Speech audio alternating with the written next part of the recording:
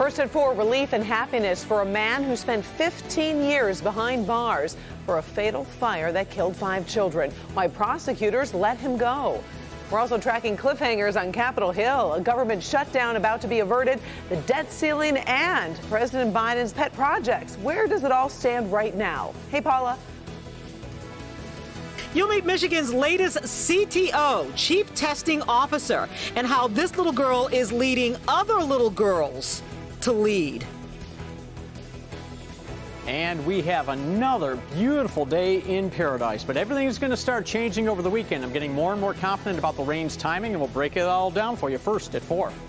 Live from downtown Detroit, home of WDIV and Click on Detroit, Local 4 News First at 4 starts now.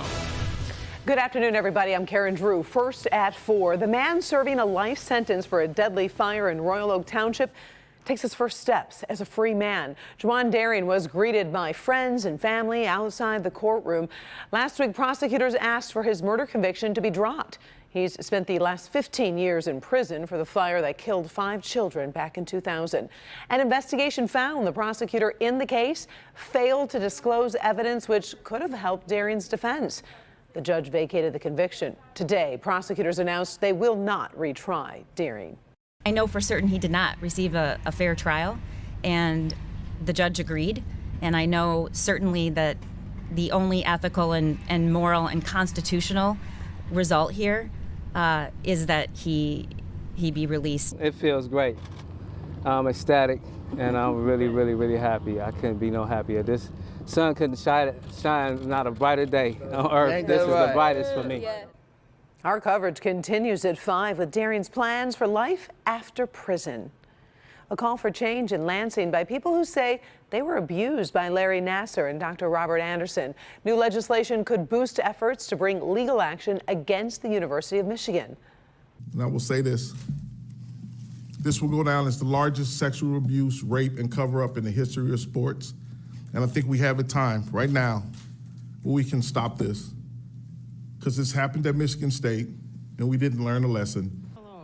The group testified this morning before the Michigan House Oversight Committee. The new bills would eliminate immunity for colleges that had officials that knew about and failed to stop sexual abuse. It will also give survivors more time to file lawsuits. The committee did not vote on the proposals today.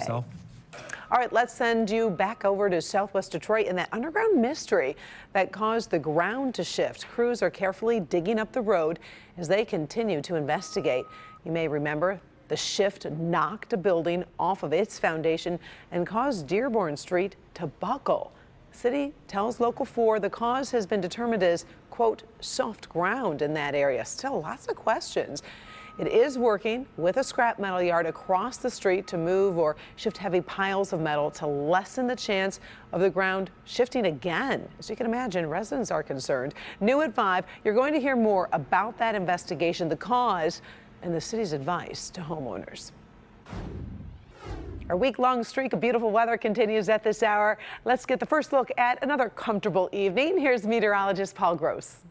Yeah, hey, Karen, it is just gorgeous outside. We'll start with 4-zone weather here, and as you would expect, a little cooler near the water, and then it gets a little warmer inland. So Grosse Ile, you're only at 67 degrees. We have 70 in the city of Detroit, but then you get into western Wayne County. Look at 74 right now in Livonia, 72 in Canton, and then down in our south zone, 69 here in Monroe. But then look at the 73 Deerfield, 73 over in Adrian, same thing over in Saline. Then in our west zone, no influence from the water, just slightly cooler here. We have 70 Howell, Milford over to Whitmore Lake, but still 72 in Ann Arbor, 74 in Gregory. And in our north zone, it's generally low 70s. You can see a couple of 69s here, Oxford over to Ortonville, and we have 65 cooler near Lake Huron as we have seen in the past several days. So another quiet evening, clear and calm, temps falling through the 60s, and weather impacts are low for the next couple of days, and then things start changing. We'll have that timetable, Karen, for you in just a few minutes.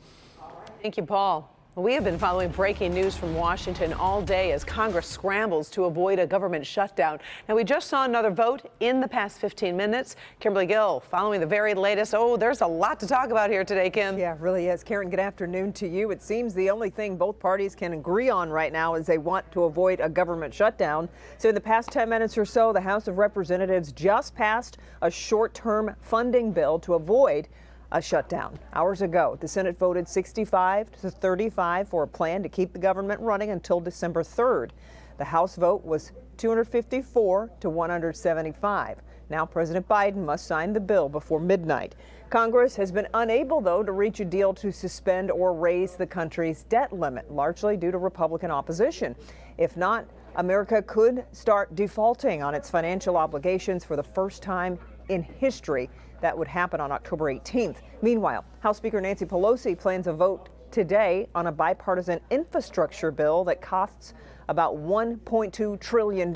But it's progressive Democrats saying they'll vote no unless the president's broader $3.5 trillion Build Back Better package is also ready to pass. That's being held up by a few key Democrats, such as Senator Joe Manchin. I've never been a liberal in any way, shape, or the form. I don't fault any of them who believe that they're much more progressive and much more liberal. God bless them. And all they need to do is we have to elect more, I guess, for them to get theirs, elect more liberals. Look, I think that Joe Manchin is a great member of the Senate. We're friends. We're Italian Americans. We get along. Catholic. We have shared values.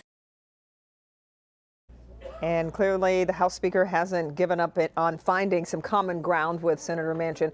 Karen, we're going to be following all of these storylines at clickondetroit.com. And of course, we'll have an update for you when you join us for Local 4 News at 5. All right. Always appreciate it. Thank you, Sure. Kim. Well, during the COVID pandemic, we've seen so many businesses changing how they do business. Well, today, we're going to meet a mother-daughter power team showing women that adversity doesn't need to stop them. Paula Tutman shows us how they're reaching back into history to empower girls in the future and keep their business growing. Before COVID hit, Kirsten Field of Holland, Michigan had found her niche, and she was making a pretty tidy sum. We supplied Bass Pro Shop, Cabela's, and Macy's with all of the craft kits for their in-store kids events. We were selling over 2 million crafts a year to these organizations, and our business then overnight kind of ceased to exist. Kirsten, the founder of Kids Crafts LLC, facing adversity herself, decided to look to other women who'd faced adversity. And the light bulb went off. Focus on empowering girls. She only needed to look at her own daughters, particularly 12-year-old Adley. So we take this off. Who became CTO to her CEO, Chief Testing Officer. Ooh, so it comes with some nice little questions. The product line, Kids Crafts, focuses on mighty women. In the box, you'll meet people like Rosa, Frida, Maya, and even RBG. For instance, our Maya Angelou craft, one of her famous lines was, "Be the rainbow behind someone else's cloud." And so we're really trying to just get the message across that, like, when you look at this craft, be the rainbow behind someone else's cloud. In addition to the themed craft, we also include lead her questions. When's the time that you spoke up for something that you thought was, pivotal? Or when is a time that you used your voice to be a leader? I've never had one that has actual questions behind it and things. I've never had one that made me think outside of the craft. Instead of going to a store and trying to figure out everything you need, in the Mighty Women Craft box, you'll have everything you'll need for a project and more. It's really annoying when they're buy your own glue or whatever, and it's not provided, and it has this whole list. I'm like, oh my goodness, what's the point of buying this then? So Greta Thunberg is known for her ecology and commitment to climate change. So we feature, an eco-friendly water bottle with decorating stickers and things like that. The idea, if you show them, they will come along. I think it's really, really inspiring because to see my mom build her own business, and she's done it now twice.